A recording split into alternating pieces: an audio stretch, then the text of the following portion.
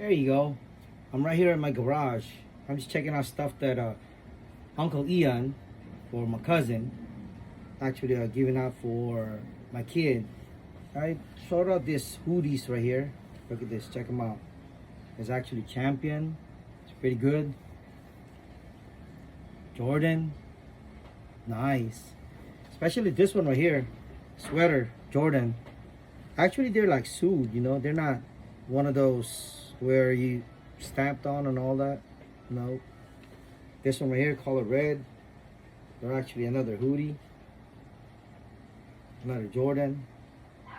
There you go. Especially this one. I like this for kids. For my son. Nice. You know. Well, you know, the moral lesson to this, I'm not trying to show off these things right here. It's nice that people give you stuff. You're like the receiver. But in reality, for me, right, speaking for myself, I'd rather be the giver than the receiver. You know, it's just to show you that if you're like more on the receiver part, it's like, you know, it's cool, chillax and all that stuff. But if you're on the giver part, you're giving stuff. You know, it world.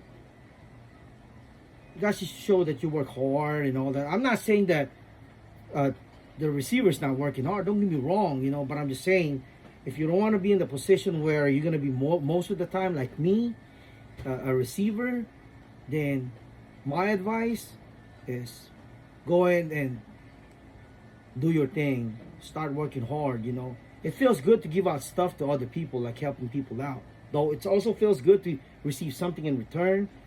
And just don't expect anything, or also receive from other people like me. You know, it's always receiving and stuff. And speaking of myself, or for myself, I would love to actually get them back in return. You know, maybe one day. But yeah, that's the moral lesson to this part. You know, if you want to be in the position where you're always receiving something all the time, then start working hard. That's my advice. You know, do it for your family, for yourself, for your friends, for God, and everything. See ya.